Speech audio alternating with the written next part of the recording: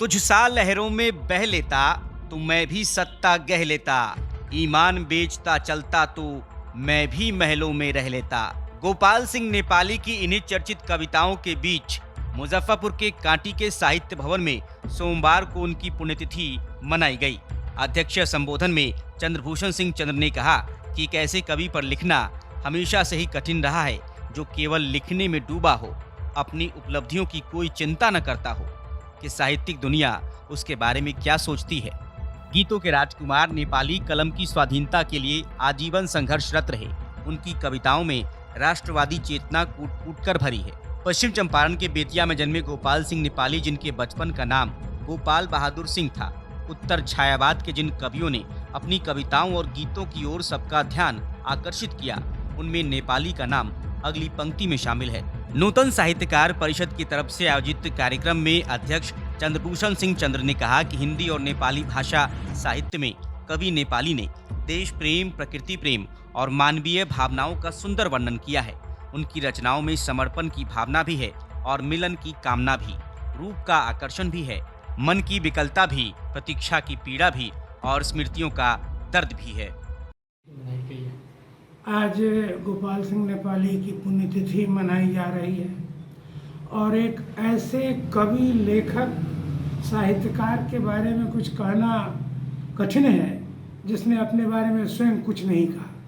उनने काम से अलग कहीं अपना ध्यान आकर्षित नहीं किया, लगातार कविताएं लिखते रहे, लगातार कौन क्या कहता है उनके बारे में कभी सोचा नहीं।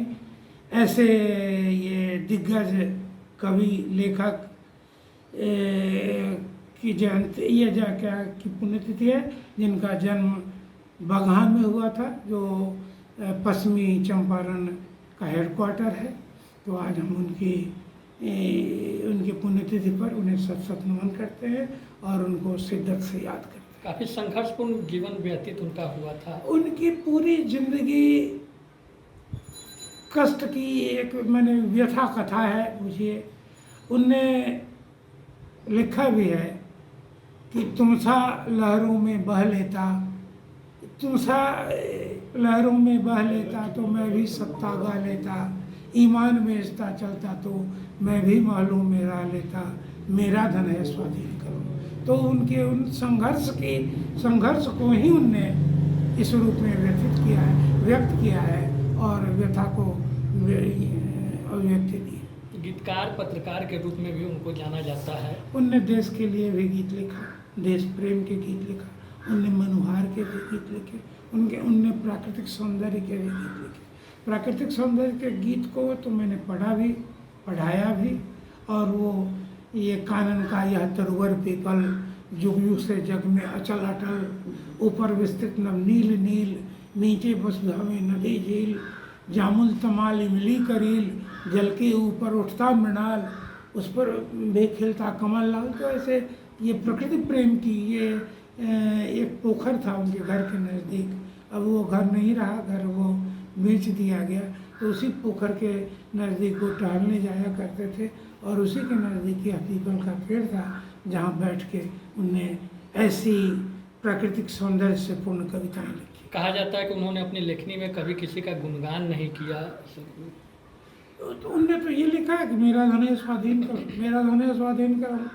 मैं भी मैंने इसकी फिर पुनरावृत्ति करता हूँ कि तुम सा लहरों में बह लेता तो मैं भी सत्ता गह लेता, ईमान बेचता चलता तो मैं भी महलों में रह ले। सीकरम की सीख।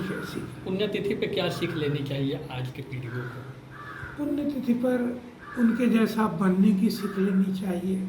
अपने में दृढ़ प्रतिज्ञ होना चाहिए कि हम गोपाल सिंह नेपाली के जैसा अपने कलम से हमेशा किसी का गुणगान नहीं करेंगे। जो सत्य होगा सत्य कहेंगे, जो झूठ होगा उसको झूठ कहेंगे। समझे ना काहू से दोस्ती, ना काहू से बैर, उन्हें जिंदगी भर रखा। तो बिहार प्रांत होने के बावजूद उनके नाम में नेपाली शब्द का प्रयोग होता है। इससे ईर्ष्या तो मुझे भी होती है कि काश वो नेपाली नहीं जोड़ते, समझे कि नहीं। नेपाली जोड़ने से लगता है कि थोड़ा थोड़ा पढ़ाई जैसा लगने लगता है। लेकिन उनकी शादी नेपाल में हुई थी और नेपाल के राजपुरोहित घराने में हुई थी। शायद इसलिए नेपाली जुट गया हो, या ऐसे भी उनका पूरा नाम गोपाल बहादुर सिंह था, बाद में उन्होंने उसको जगा दिया। प्रकृति प्रेम भी देखा जाता है इनकी कविताओं में। झील, नहर, ताल, तलैया की खासकर चर्चाएं रहती वो हैं। हिंग पीपल का पेड़ तो प्रकृति वर्णन ही है, जिसमें उनने पीपल के पेड़ जो उनके घर के नज़दीक एक पोखर था, जहाँ पीपल का पेड़ था, जहाँ वो टहलने जाया करते थे, और वहीं उनकी कविता। हालांकि वो घर अब बिक गया, उस घर के मालिक अब वो नहीं रहे, घर दूसरा, उसको राष्ट्रीय संग्रहालय के रूप में लोग घोषित करने की बात सोचते थे, ऐसा नहीं है। अच्छा, इन जैसे महान कलमकारों की पुण्यतिथि और जन्मतिथि पर न सरकार किसी तरह का आयोजन करती है और न आम जनमानस में भी इस तरह का कुछ आयोजन होता है, तो कितने मन को पीड़ा होती है आप जैसे साहित्यकारों को? देखिए, इनने ज़िंदगी में तो दुख सहा ही सहा। बाद में सरकार ने एक इनके नाम पर इनाम घोषित करके, डाक टिकट जारी करके अपने कर्तव्य का इतिश्री समझती है सरकार कि हमारे कर्तव्य का इतिश्री होता नहीं है। उसको पाठ्य पुस्तक में, मैं आपको दुख के साथ बताऊं कि जो लोग भी संस्था में ऑफिसर हैं, उनने अपनी रचनाओं को पाठ्य पुस्तकों में डाल रखा है। गोपाल सिंह नेपाली को हटा दिया, अयोध्या से उपाध्याय हरिऔध को दरकिनार किया, रामदुर्ग की मैनीपुरी को मान्यता नहीं देते।